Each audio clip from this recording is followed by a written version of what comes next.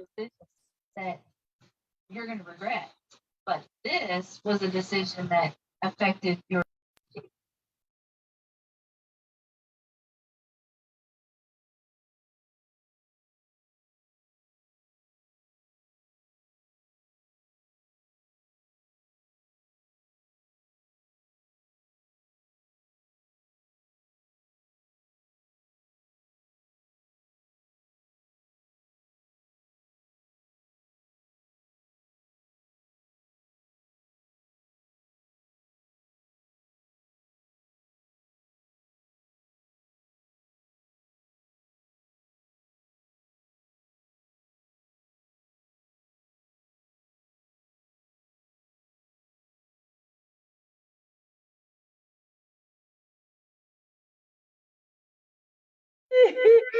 Let's try that.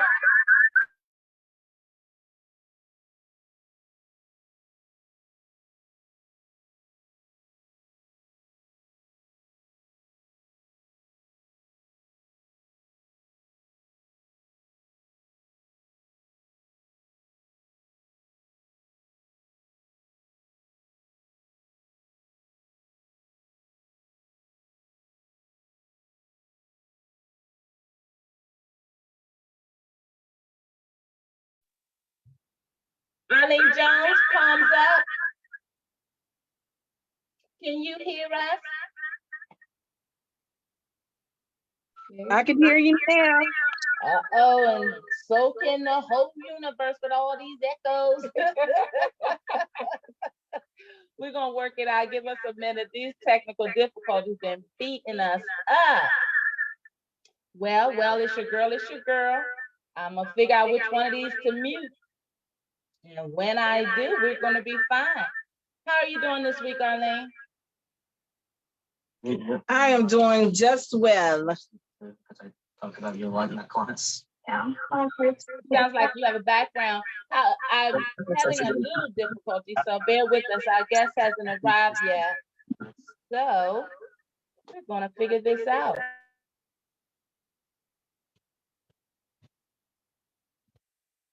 See ya. Why don't you try to bring us a word? Sorry out there. We're trying to figure it out. Definitely. Today's word is no more stressing. And when I say no more stressing, your life is going to throw us some fun. And I mean, sometimes it almost knocks us off our feet. And we have to just kind of like sit back and just take a deep breath. Sometimes it do seem like it's never ending, or it won't end, or there's no solution. But I'm here to tell you, there will be a solution.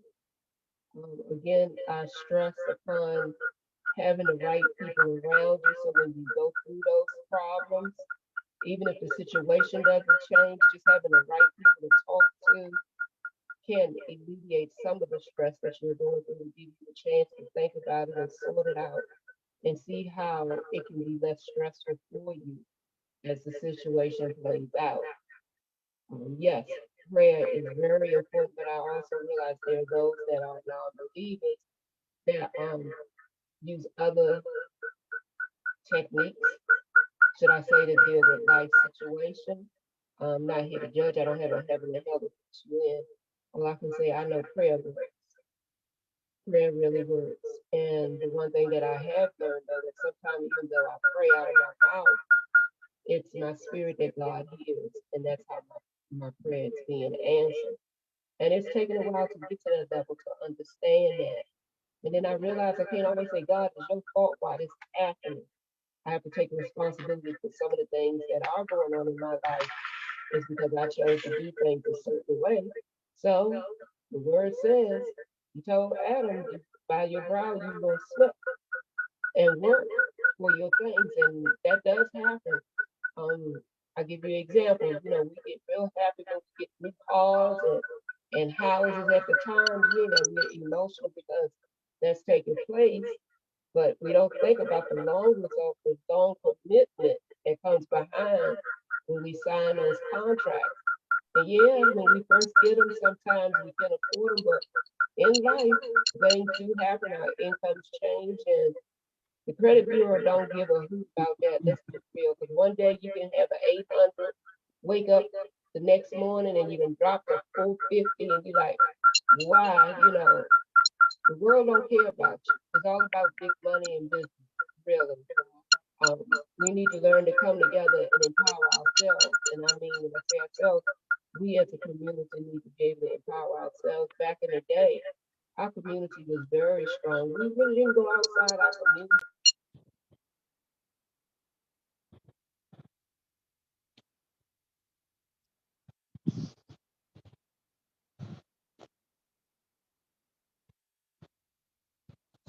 Have that strong relationship with one another, and you watch each other's back. And I think we really need to get into that.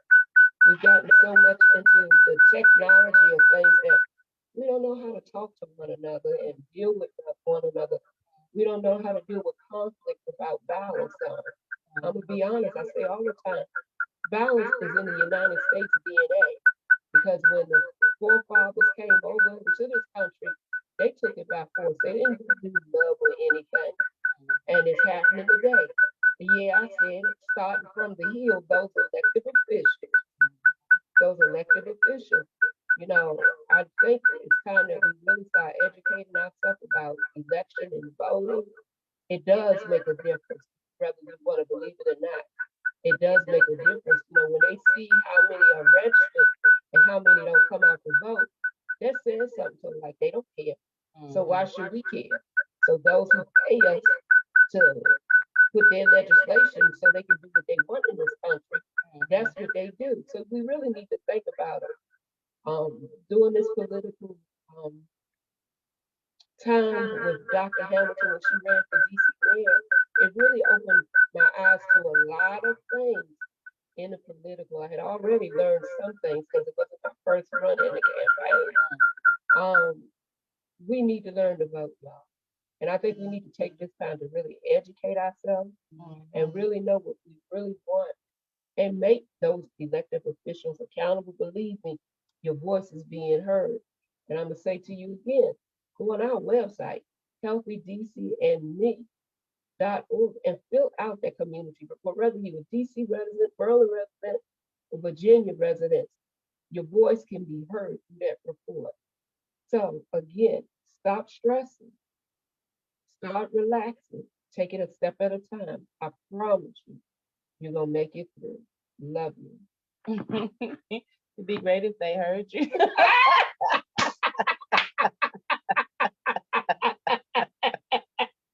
Palms up, y'all. Oh my goodness. Welcome, welcome. I hope you can read this.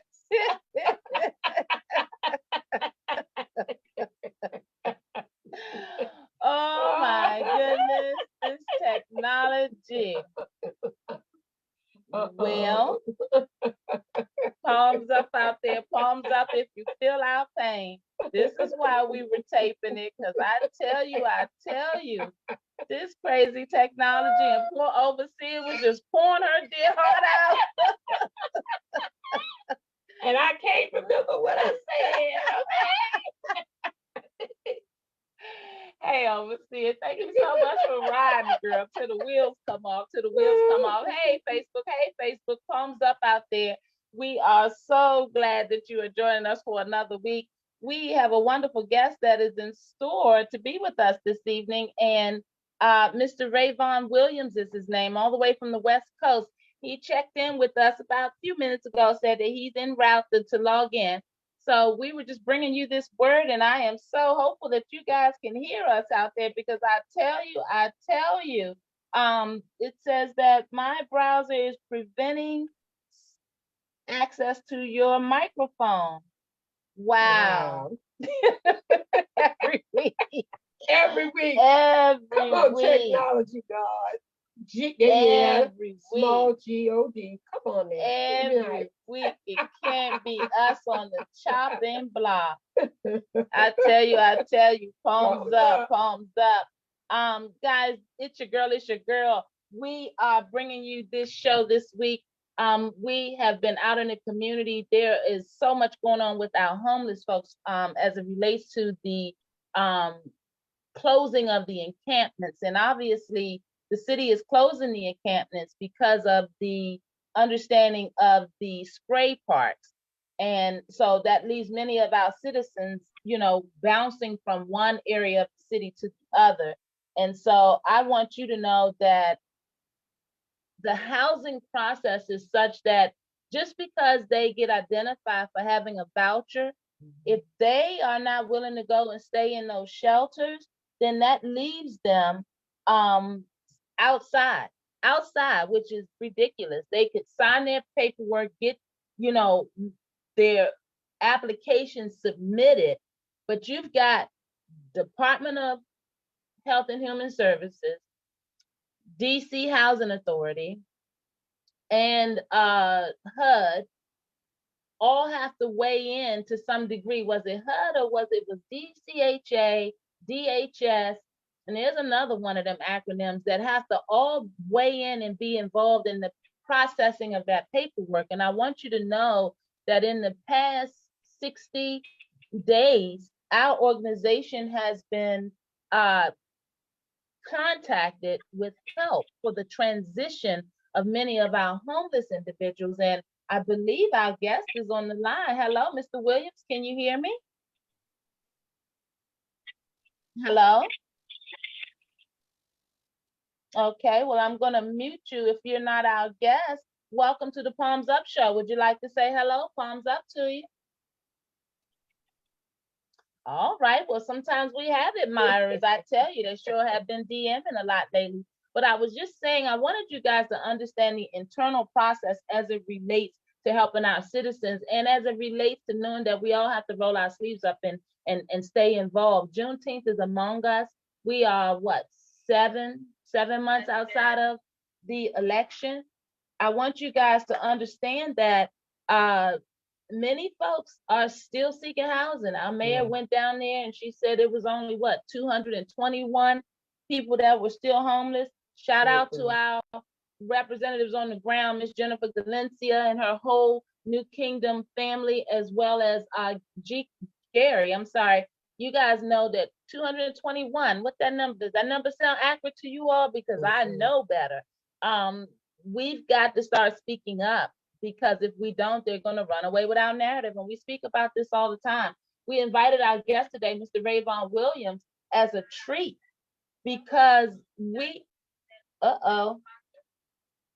sorry about that, guys. I have a delay with this crazy show. But no doubt, Mr. Williams is out in the West Coast and he's an activist. And I wanted to make certain that he's arrived. Wanted to make certain that we understand that the work is needed across the nation.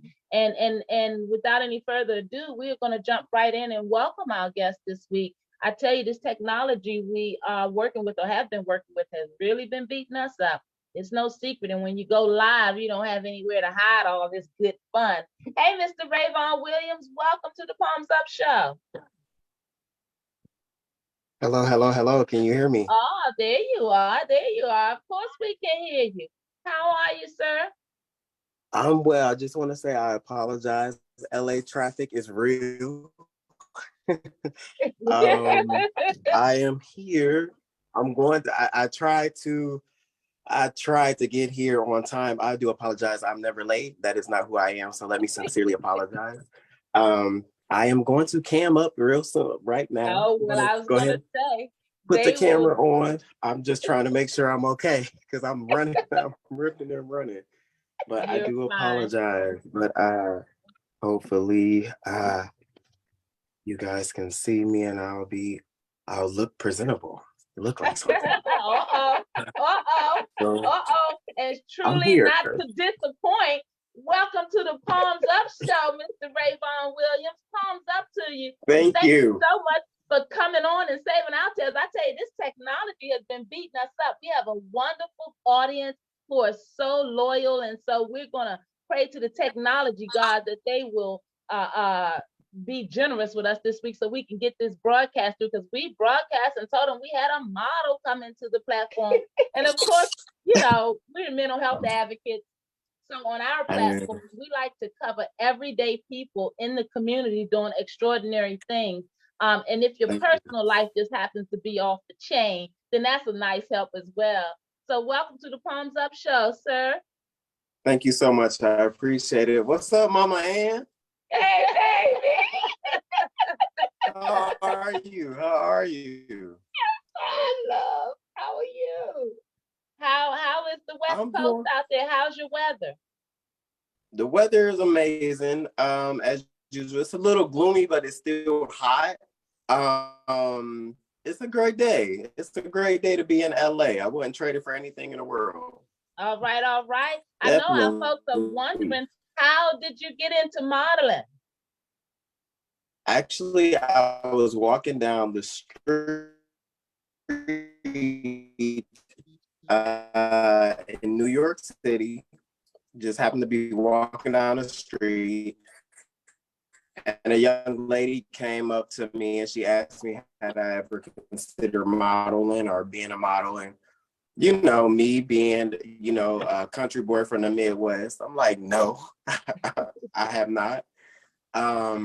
So she asked me would I come on an audition. I went on an audition, and that audition was a $1,700 booking.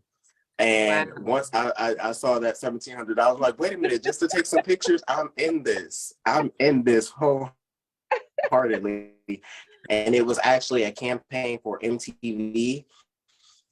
They were doing, I think, Man's Body Heat, where they were having some type of competition.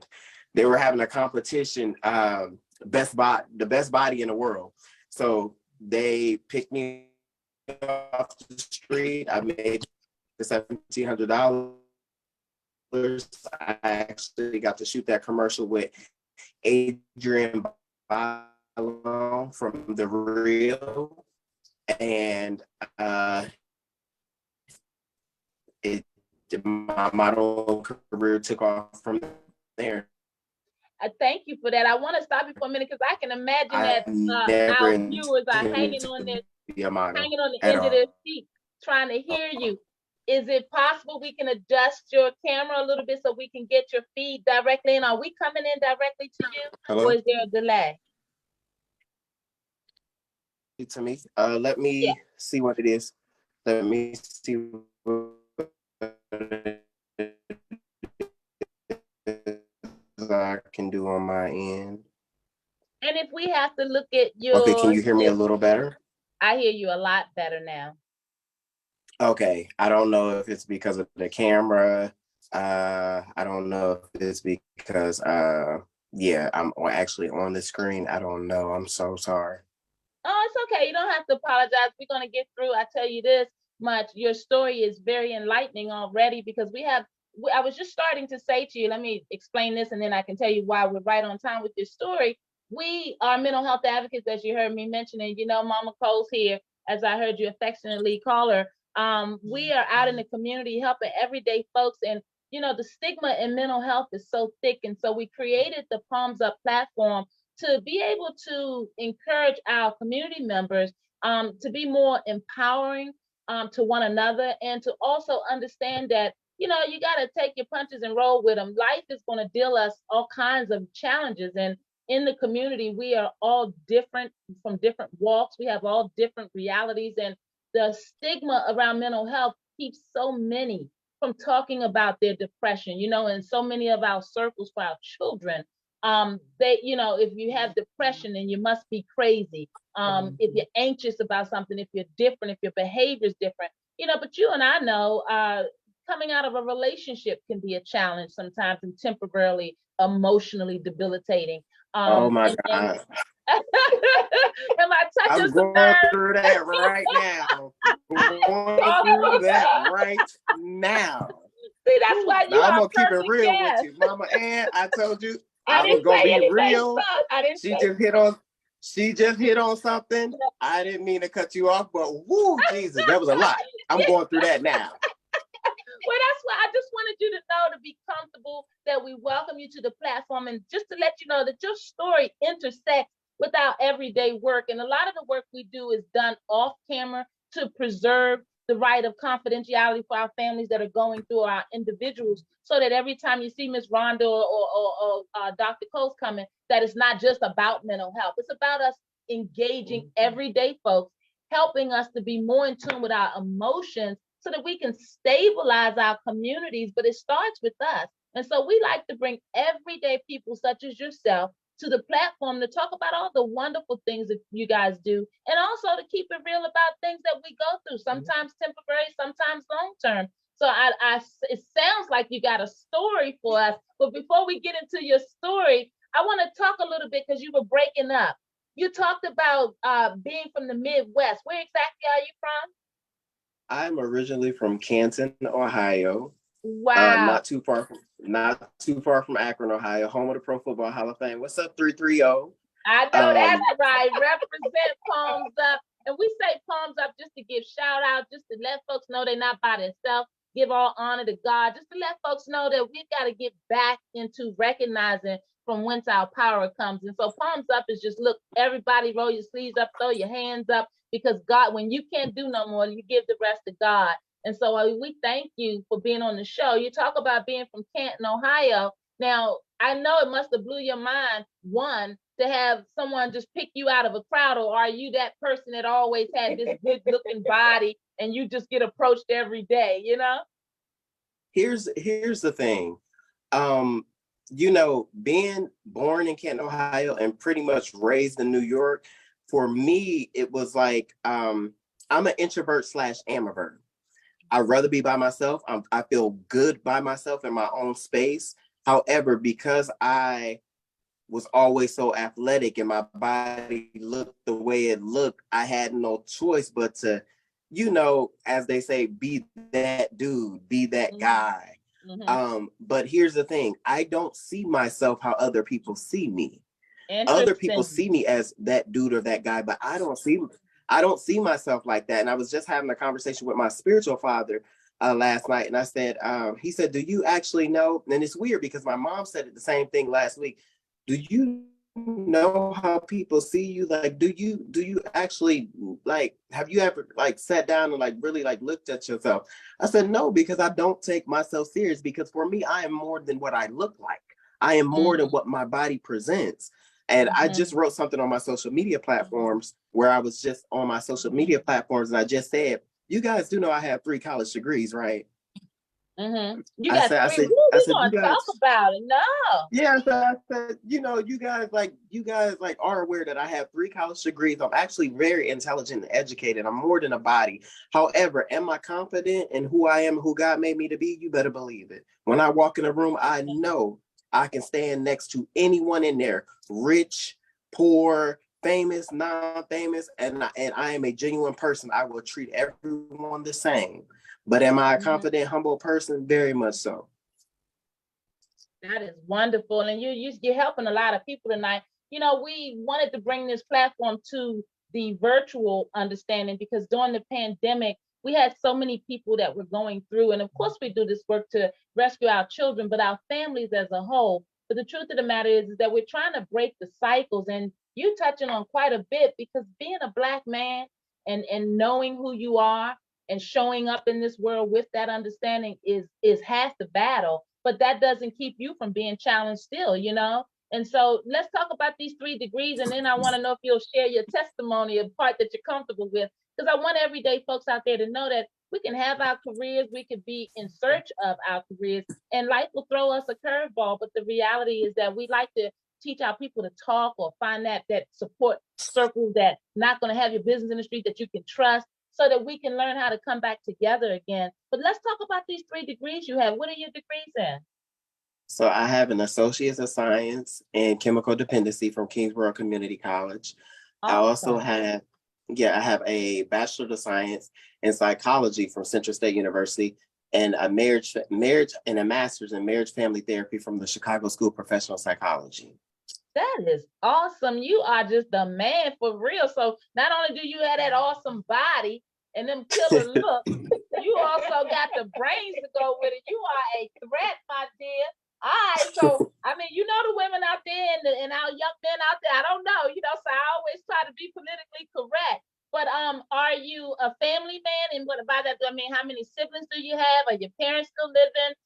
And then you talked about a relationship challenge, so I'll let you kind of lead us down that road and tell us where that may stand. But are you an only child, or what's your family makeup?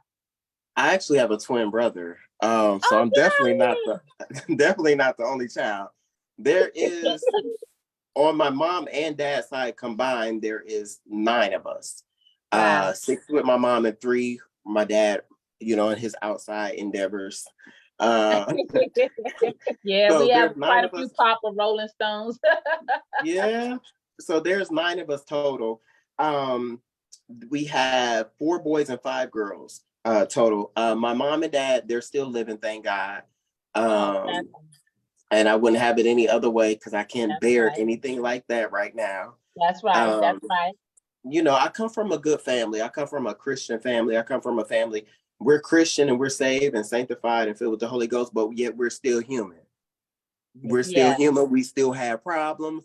You're still going to get that auntie or that uncle who act up and cut up. And sometimes I'm the auntie or uncle that cut up and act up. So, you know, we're just a real family. We know God, we know who he is, but yet, you know, we've done our own thing sometimes too. We're just a real family. There's no sugarcoat, no made up, anything. I love the fact that my family has always kept it real and they never hid anything from us. Because it really gave me and inquired me with the skills I needed to get out here in these streets, to get out here in this adult world and be able to handle an array of people, of different type of people.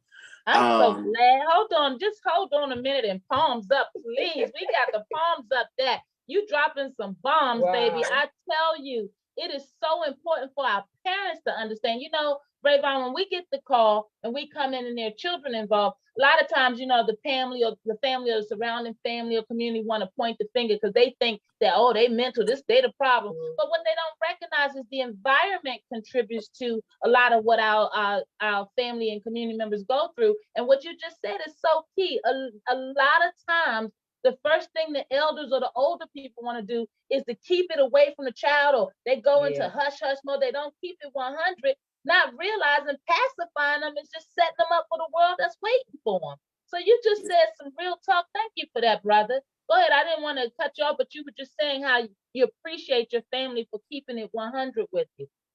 No, you're welcome. And, you know, for me, it's, you know, I don't live by that saying what goes on in this house stays in this house. And, you know, for us being Black people, a lot of trauma comes from that because no one wants to talk about what's really going on. And you know, I've shared this with my family and with my parents as recently as my sister.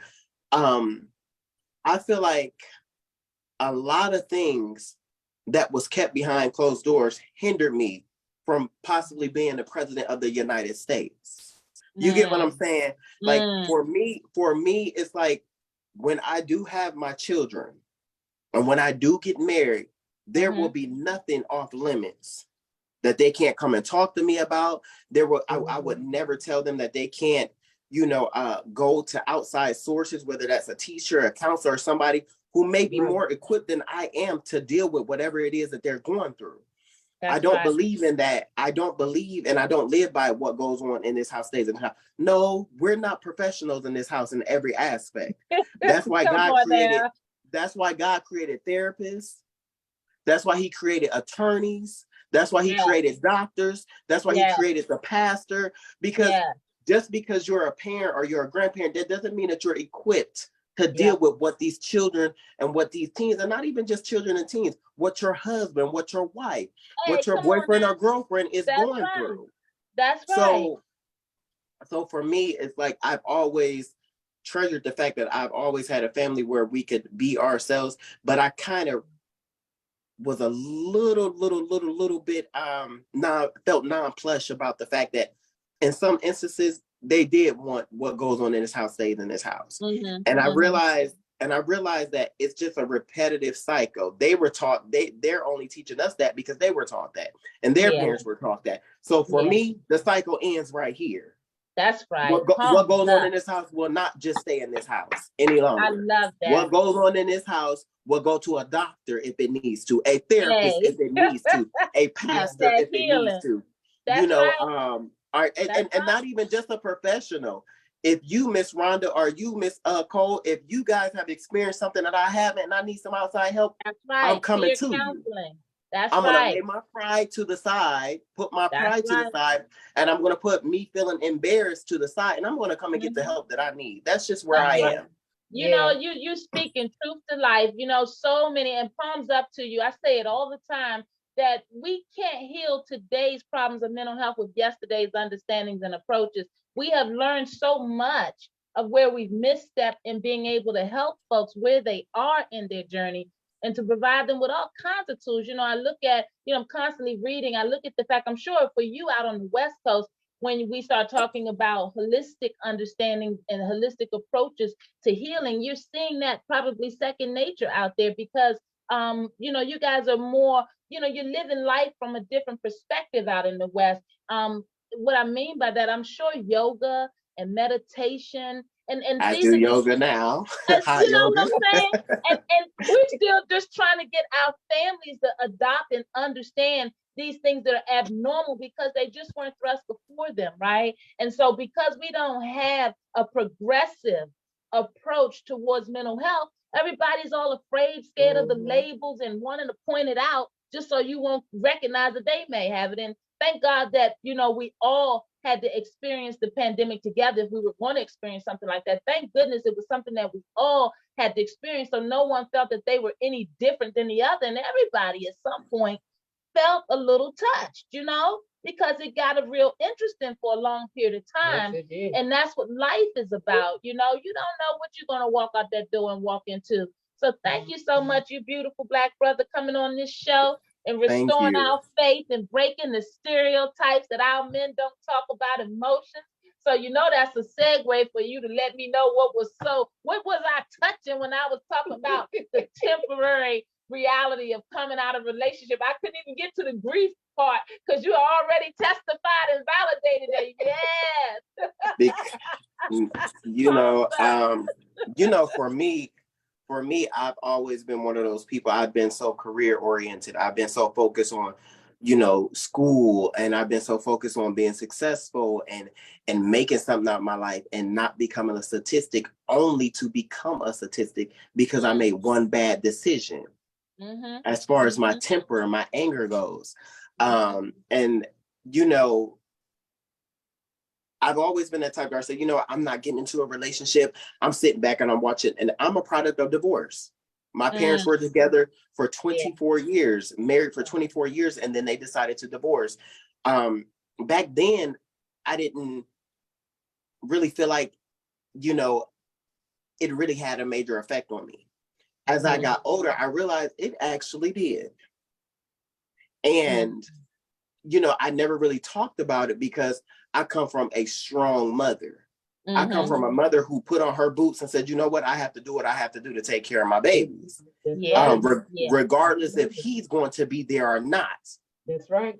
And, you know, my dad decided to do and to participate in some other things and live his life and put the responsibility on my mother. And I thank God for a praying mother. She didn't know it all, but guess what? She did the best she could. And that's why I'm here today. And I thank God for her. And I tell her that every chance that I get. But I come from a product of divorce. And I used to sit back and say what I didn't want to do, what I wasn't going to go through. As a matter of fact, if I'm being brutally honest, I said, you know, I'm just not getting in a relationship. I'm just going to be a bachelor. That's why every apartment I had, it was laid out because it was the bachelor's pad. I hear you. Yeah, like, you know what I'm saying? You come up in here, you know what time it is. That's right. We not gonna play no games. If you get invited over here, you know what time it is. It's grown folk time. It's grown folks time.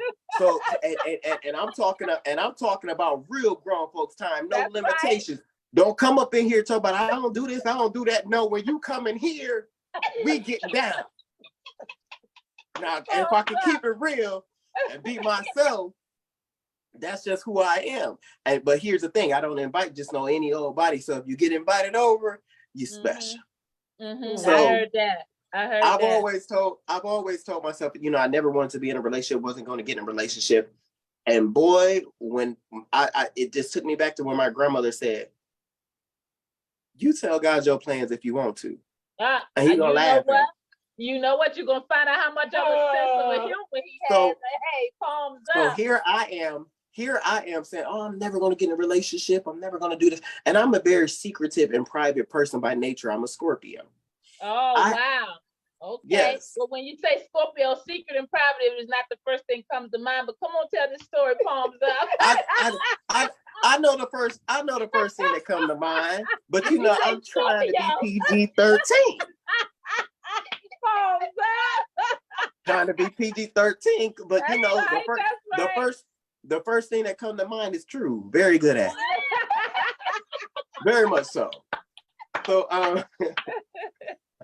so you know, I told myself, like, I'm so secret and private, like I didn't even tell my family I had a son. Why? Why did you not tell your family? Until after my child passed away. No. Oh, you know what? I'm sorry first and foremost for your love. Woo! You kept boy, Thank you. brother. My goodness, how old was your baby?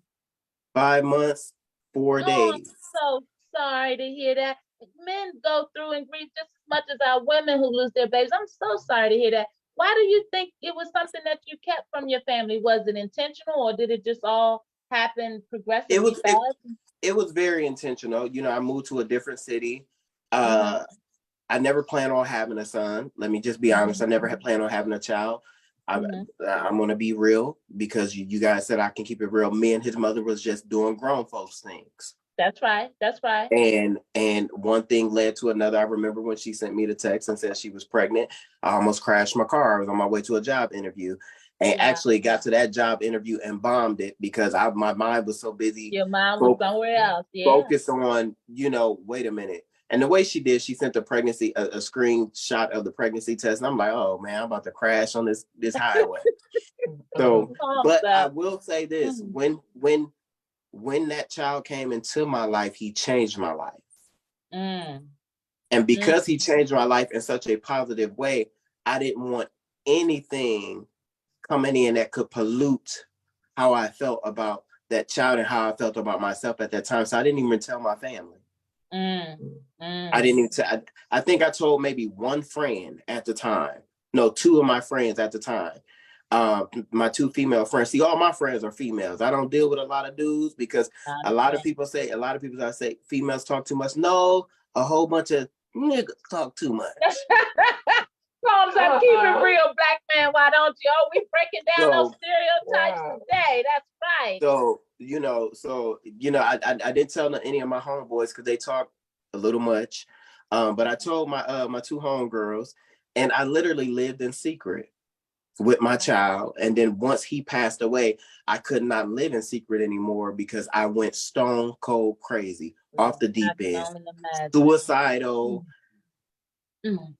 And I'm going to be honest with you guys. I'm going to keep it real. Not only was I suicidal, I was homicidal. And I tried to kill 3 people on one weekend. Wow. And not because I was just running out there trying to hurt people. I just had the mind frame, if you try me, I'm going there. Wow.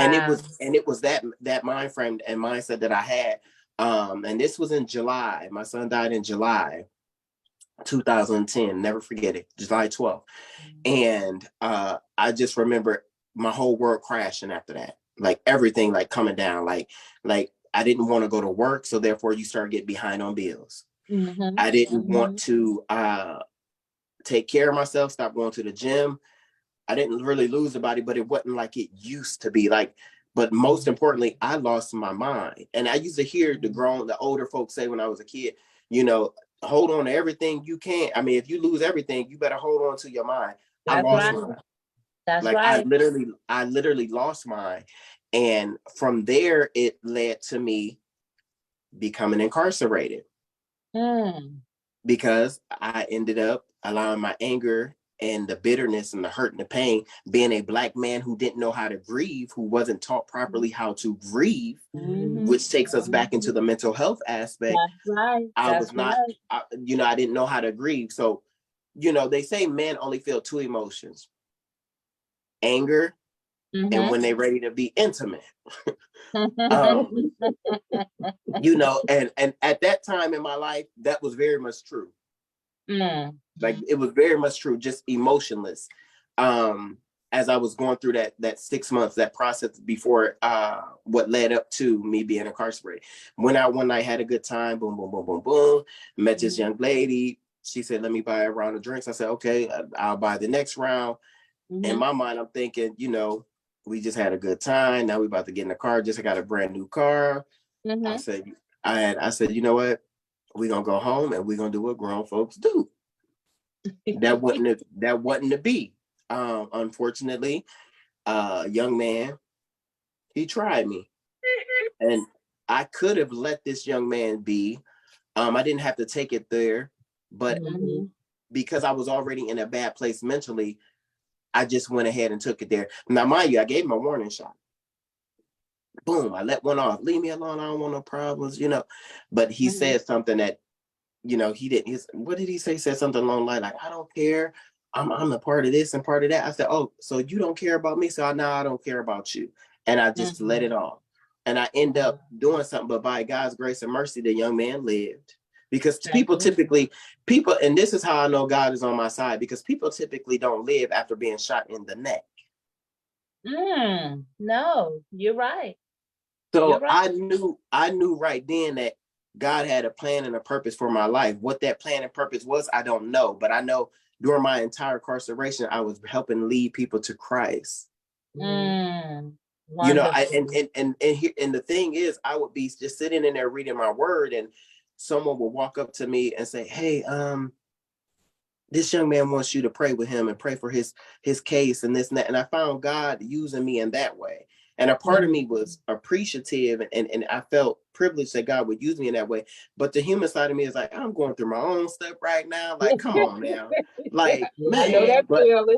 But one thing about me, when it comes to being able to bring Christ up, and no matter what the conversation is and no matter what the arena is, I will bring the Lord up, because I'm not ashamed of the gospel of Jesus Christ. I'm not ashamed of the fact that I love the Lord.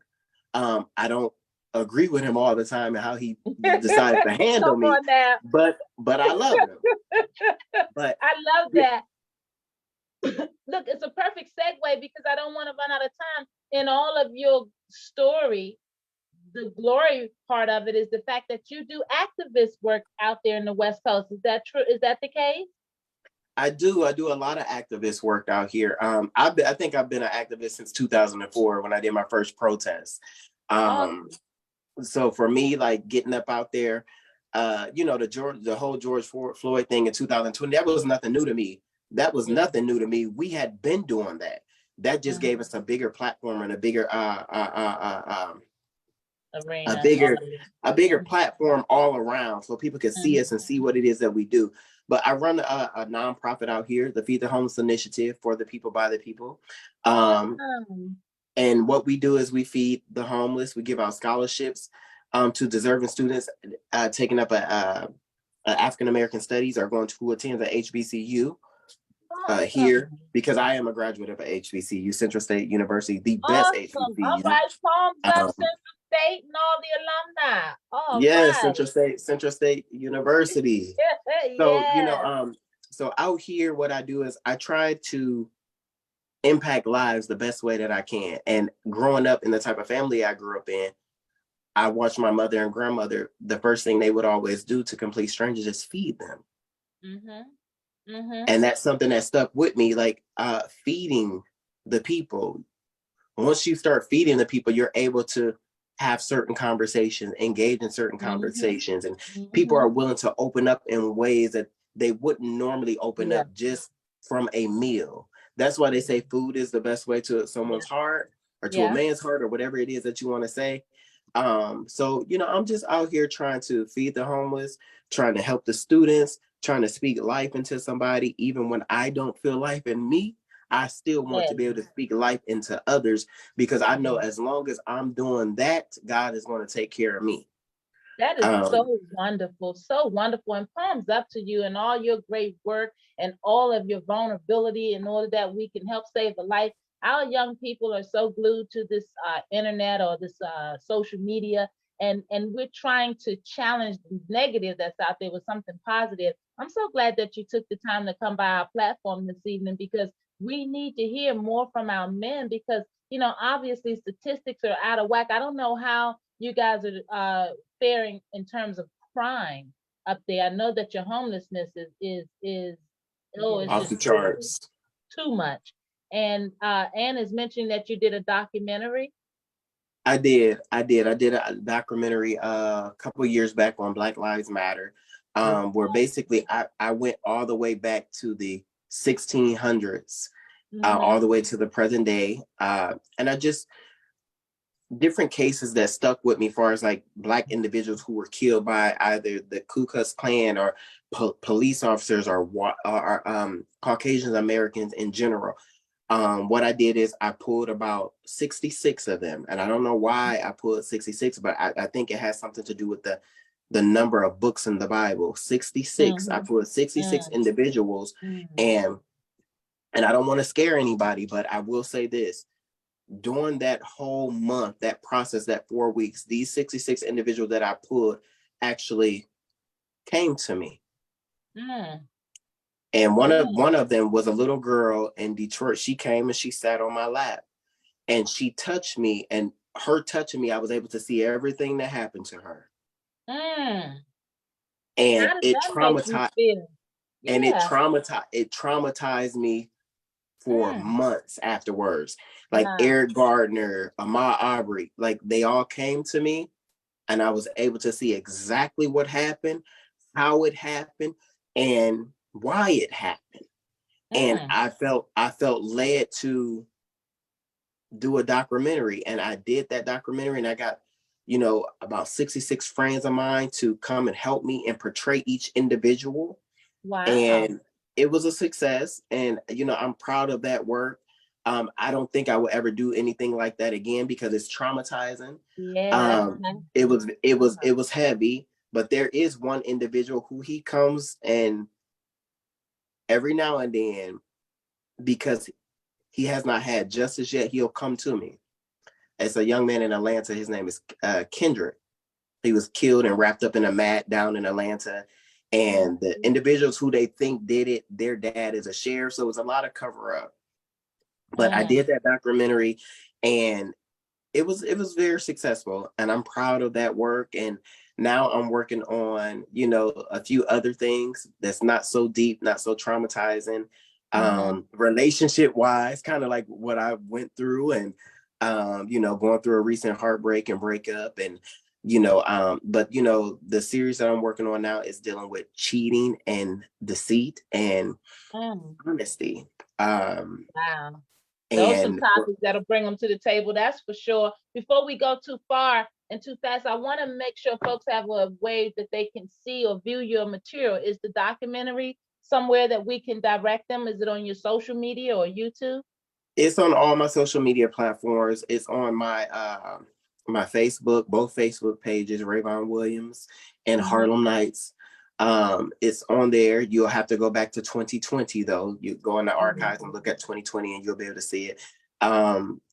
It's real, it's raw. I'm showing everything as it is. You're going to see the blood. You're going to see the heinous crimes. I'm not hiding anything.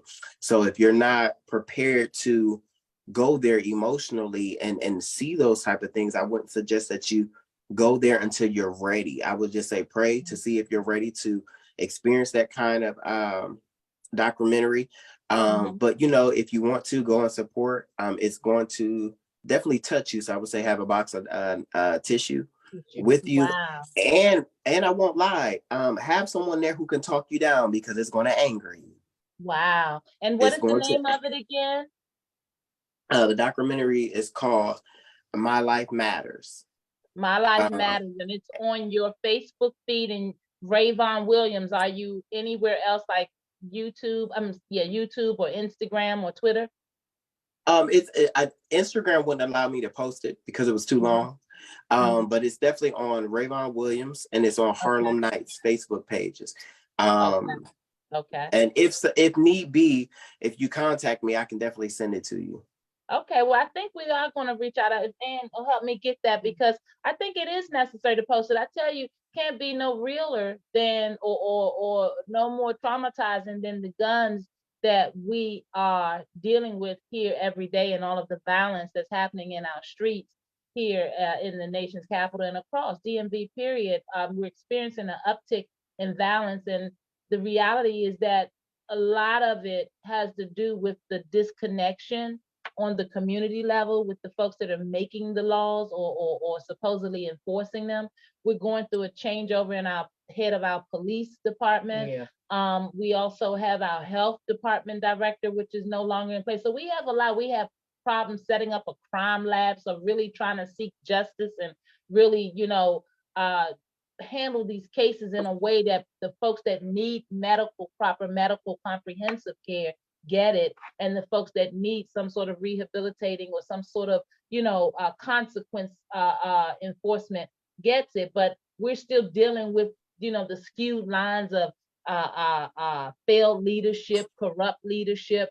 It's all marrying itself, and I think that we need to be reminded of a point in our living where taking life senselessly still is supposed to matter. But it's like it takes a back seat because we're just out of whack with who we are as a community, in terms of coming together to be able to vote. Anytime you got 300,000 people that look like you and I not showing up, and our lives aren't changing, we're the ones carrying this trauma daily and trying to live it out. Like you said yourself, you found yourself in a place where you were ready to take a life, not just your life, you're ready to take a life. And when we talk about suicide being so prevalent, I mean, we could just have this conversation on, and that's why we press forward to do the work. And I'm so honored to be able to speak to you. I see that you're a lettered man. Which is that Kappa? That's the only way to go. I knew Come it. on, now. I knew it. Miss Rhonda, I thought we was rocking. How dare you ask me that? Yes, And sir. I Yes, had to sir. start it. I couldn't let you get off this Yes. phone without starting some mess, because I know my other lettered and Greek families. Palms up to you guys out there. We love you all. We love you all. We do. Don't get me wrong. We love you all, but we know what it is. Yes, don't get it twisted, right? I am a proud member of Kappa Alpha Psi Fraternity Incorporated. Yo to all the noobs out there, the world's greatest fraternity, the best year, 1911. Y'all know what it do. Pretty boy noobs. Damn. Where y'all at?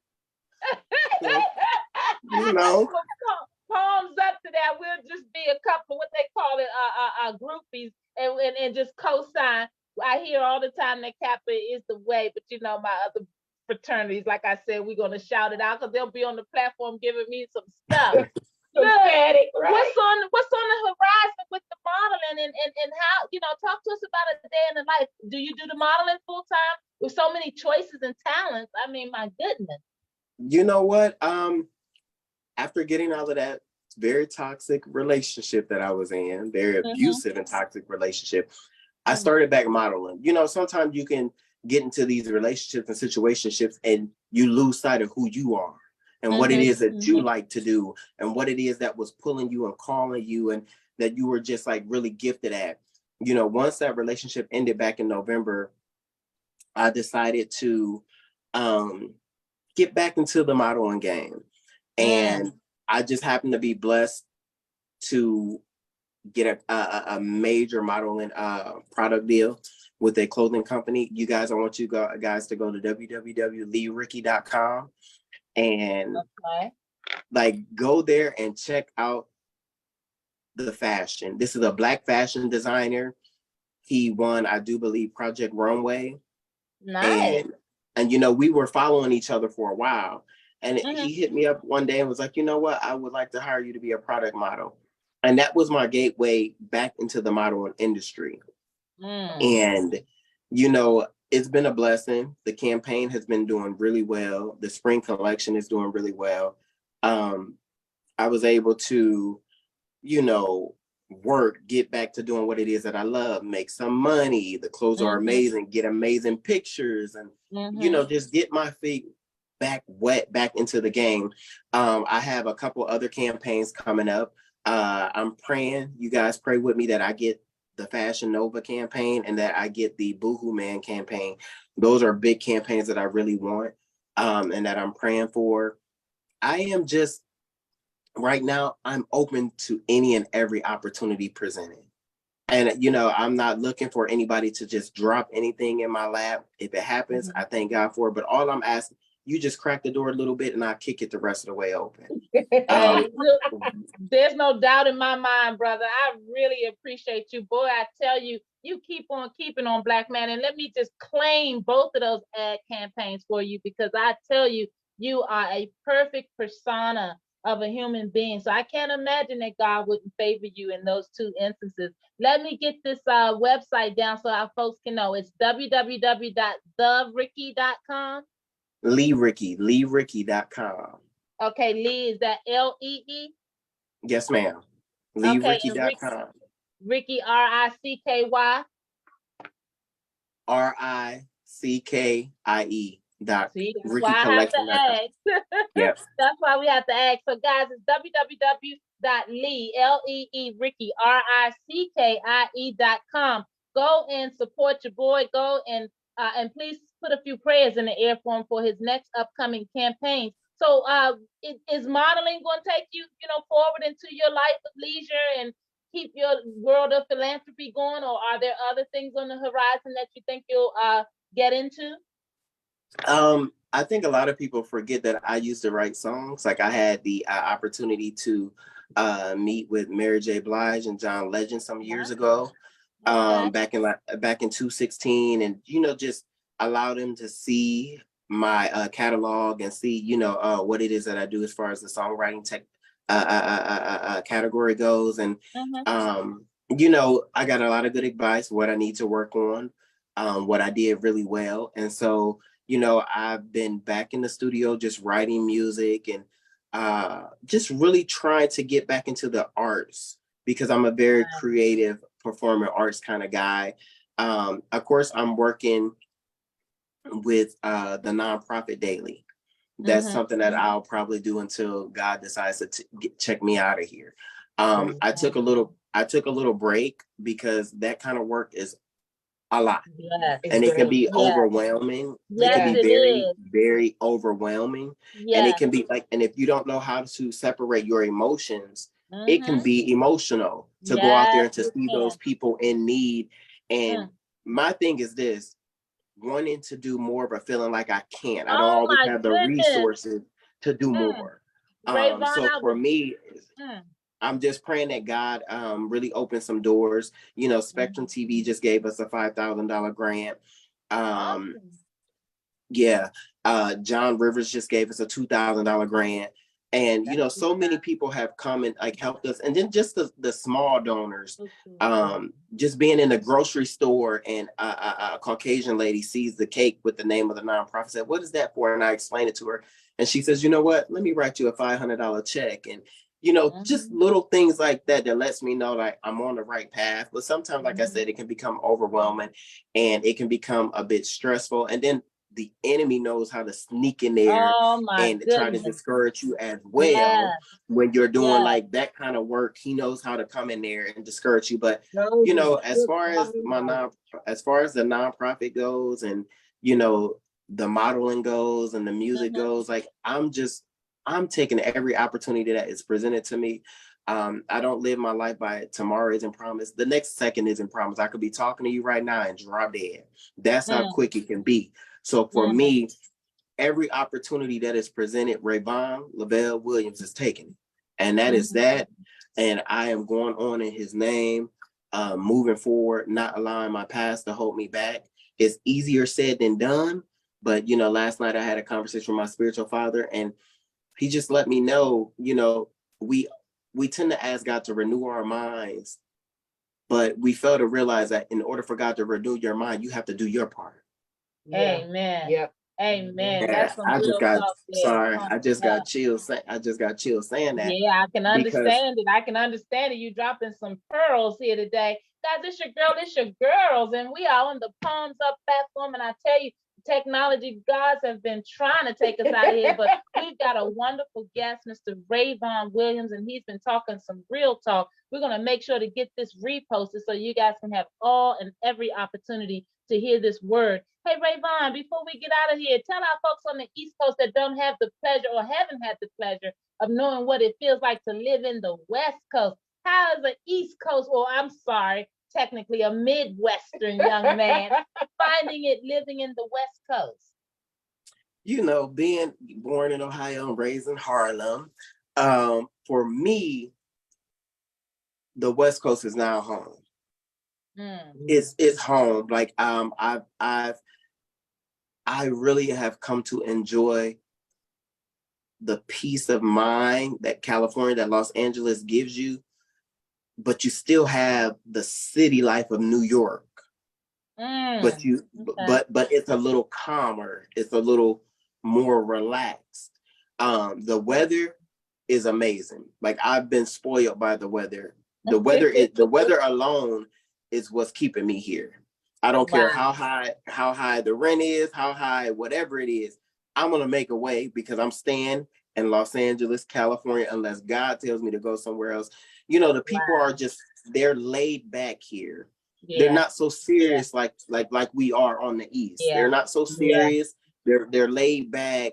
They're, if I can say this, they're a little gentle. They're more gentle than we are.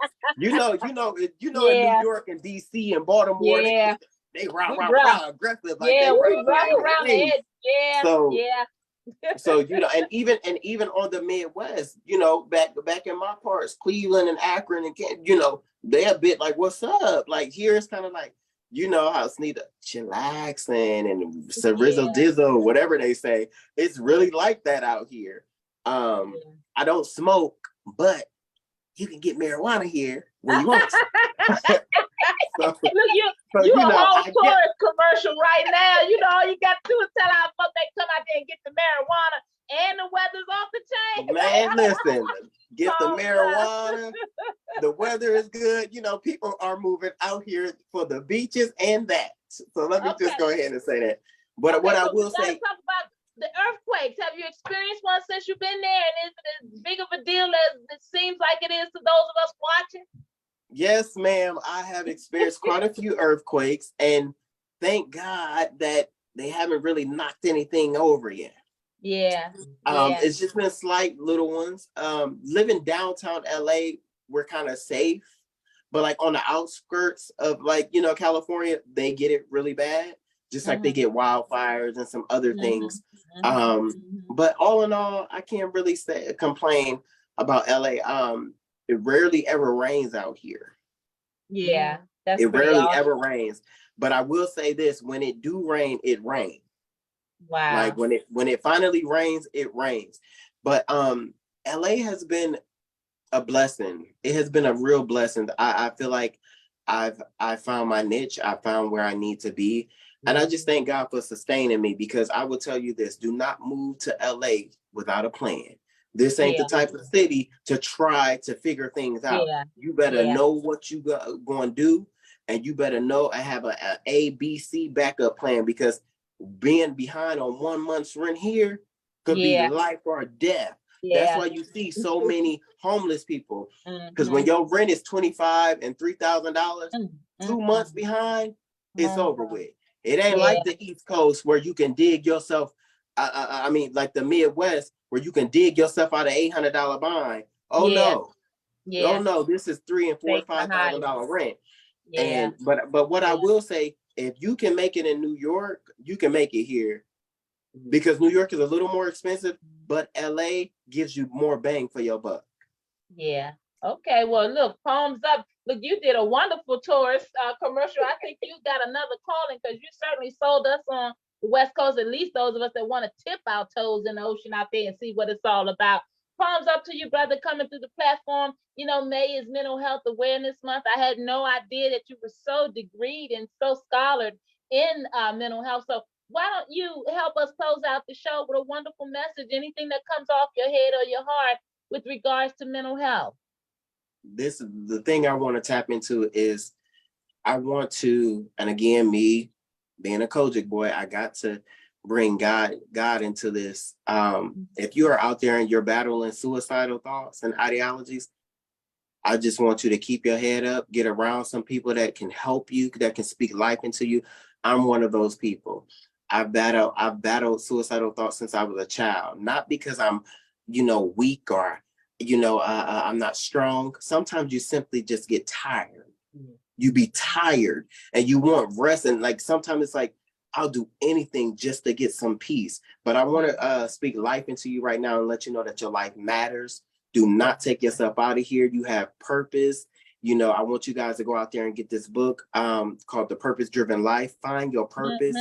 Run into it. Ask God what your purpose is, and speak life into yourself and tell yourself that I shall live and not die. See, suicidal thoughts, we come against you right now, in the name of Jesus. And I just want you guys to know that you're not by yourself. When it comes to suicide, you are not by yourself. God is with you. He is on your side. It may not feel like it, but I'm calling him to release the angels right now down to watch over you and to watch over me. And when you see somebody, smile. Say hello, how you doing? Because you don't understand that it's little things like that that may save their life, may keep them from taking their life and keep them from taking a life. So suicidal thoughts and homicidal thoughts, we come against them because, mental health is real. Like mental disturbances is real, but not just mental health, but spiritual warfare is real. Everything ties into each other. So if you can speak life into somebody, if you can pray for somebody, if you can just smile for somebody. It was a lady at the store the other day.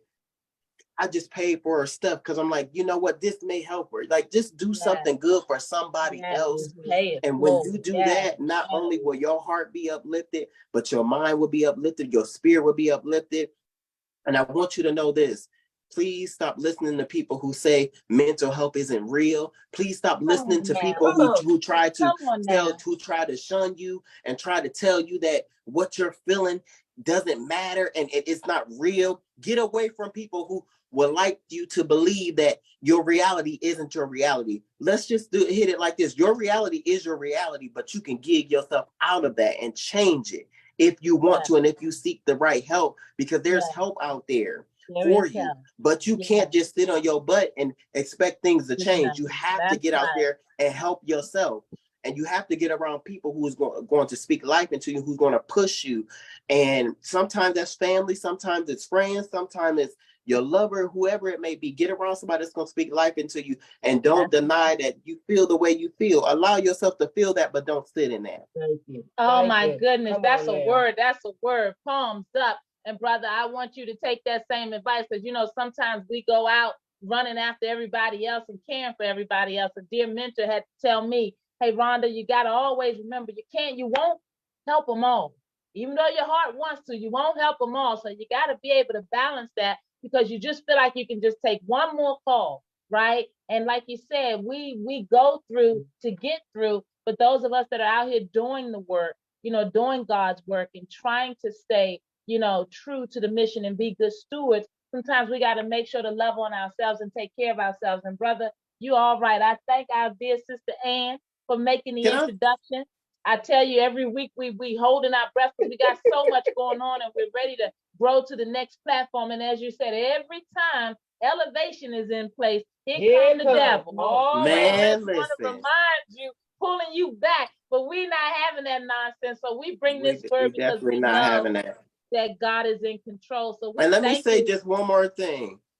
You guys approach people in love and kindness, and don't be so holier than thou, please. Oh my Lord. Oh my Lord. That's a word. Hey, Rayvon, I look forward. We're going to have you back to the platform. I'm already looking at the calendar to try to figure it out. So I'm going to send Ann your way, because when you talk about you got a model coming to the platform, they love all that good work and stuff you're doing, brother. But they want to see a brother, right? Because you know how we are down here. Ain't nothing changed. Talk to me about those two campaigns that we have to all pray comes your way. What are the two campaigns we're looking for you in? I am looking to become a Fashion Nova model, Mhm. and to become a Boohoo Man's model. Awesome. And I really want those. And I feel like, getting this Lee Ricky campaign is going to help me in that department. But, I'm just trusting God. Yeah. But let me put it this way. I'm learning to trust God I wholeheartedly. understand. Like, I let me take understand. that, but I have to take that back. Because Yeah, a lot of you times can we say throw a we trust curveball. God, and then something come up, and it's like, wait a Yeah, minute wait now. a minute. So We talked about this. my sister Shabana has me, saying this. I'm learning to trust God wholeheartedly. So, I'm learning to trust God, that hopefully he opens up these doors. If he do, thank God. If he doesn't, I know he has something better for me. But I got some music coming out this summer, y'all. I'm gonna have y'all twerking a little bit. What? Look, we twerk with the mental health. We twerk with God. We like to turn up. We some brown and black people. We like that rhythm. Hey, black man, your talented self. Thank you so much for coming to the Palms Up platform. We look so forward to inviting you back, and we're gonna keep an eye on you with the Lee Ricky campaign. Hey guys, go to www.Ricky.com and represent your boy and buy a few pieces. Why don't you? And then you guys go to his Facebook page, Rayvon Williams. Go to Rayvon Williams' Facebook page and show him some love. Keep an eye on him. And you don't have to wait for him to come back to the Palms Up platform to see how fine a brother is, see how talented a brother is, to see all Check the my Instagram out. Rayvon Williams _520 if you want to see what I look like. Challenge. Check that Instagram out. Now I ain't gonna lie to you. Facebook is a little more professional. If you can't, if you can't take too much skin, don't go to my Instagram. That's the quickest way to get them there. All right, so we got to repeat the Instagram again before we go. Rayvon Williams _520. Yes, ma'am. Go and check out that Instagram.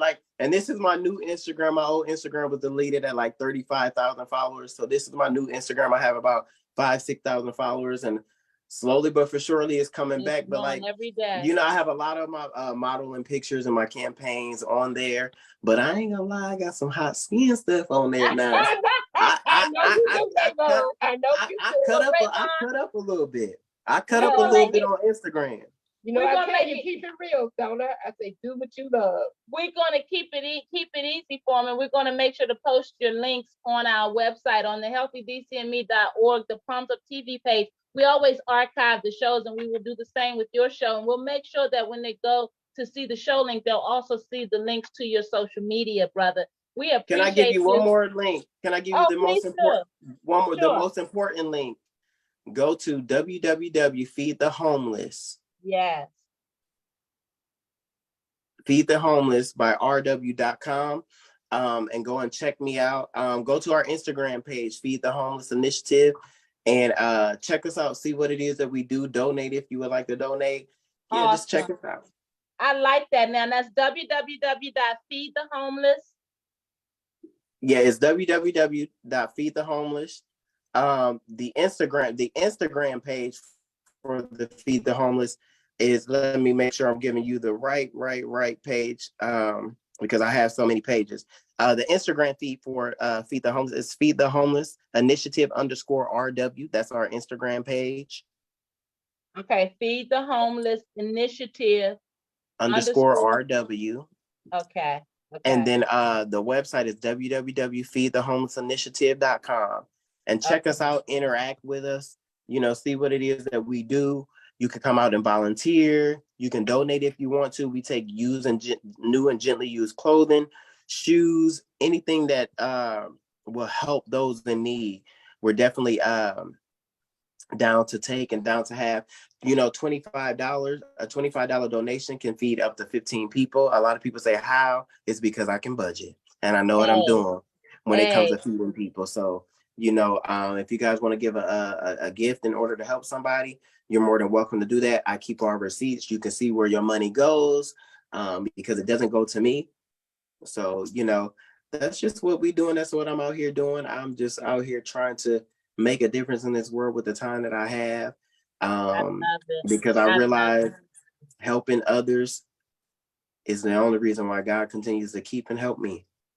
Hey, well, you are in the right space, brother. This is the Mindfully Making a Difference studio. We call it MAD Studio because people don't understand mental health, so we had to have some fun with it. You think we mad because we crazy? No, we're mad because we're out here mindfully making a difference every day in the lives of others. And this brother on this platform is Mr. Rayvon Williams. Took time out of his schedule out in the West Coast, 3 hours behind us. Brother, please enjoy the rest of your evening. And I know your dear overseer wants to send you a heartfelt goodbye. It is such a pleasure, and I hope that you will indulge us and come back to the platform. Thank you so much. And let me just say, I just want to thank you all for the work that you guys are doing, for the work that you guys are out there doing in DC and in the Baltimore area. It's definitely needed out in that area. And I just thank you for asking me to come on. I thank you for inviting me out a few years ago to come out there and speak. Anytime you need me, you just call me, whether it be in person or on Zoom. Miss Rhonda, I just met you, but I see your heart. And I love your enthusiasm. And I just want to thank you guys for what it is that you're doing. It's not a lot of Black therapists and counselors out there. So to actually find other people that you can relate with in your field, it feels good. But most of all, you guys have the hearts of gold, and God is all over your life. So it just makes it better. So even when you're going through the tough times trying to help somebody, you keep pressing on because you know who got your back. So thank y'all for having me on. And I guess I'll talk to you guys later. All right, Rayvon, we'll talk soon, baby. All right. God bless you, you beautiful man of God. Keep on shining. Just know that you got some new fans out here. God bless you. We're praying for you, and keep up the great work. And we're going to get all of those links posted on that page so that folks know how to find you. God bless you. God bless you. Palms up. Palms up, Rayvon. We'll talk to you soon. See ya. Bye-bye. All right. It's your girl. And just like that, the Palms Up show is done. We let it run a little bit longer because we know that the technology has just been so interesting. We have recorded this segment. We will upload it to our Facebook page. Guys, please help us out. Share the feed. Let folks know the work that we're out here trying to do despite all of the challenges. Yeah. Your girls are going to deliver. You know what it is. We need this good work. Palms up out there. And like I said, our homeless are going through. Don't you believe what they're putting on that television telling you we got 221? No. We got many, and they've been moving from one park to another. So we need you guys out there. Shout out to all our folks on the ground. Just know that the work continues, and we'll be coming back with some more wonderful news soon. And I think we're going to be doing something special because we're going to invite, I know you guys saw that picture. We went already to New Orleans and, rubbing shoulders without billionaire folks. We're going to bring a wonderful guy onto the show. It's going to be a treat for you guys. So stay tuned. Palms up. All right, guys. It's your girl. Thank you so much for putting up with us. Bye-bye. Till next week. Love on each other.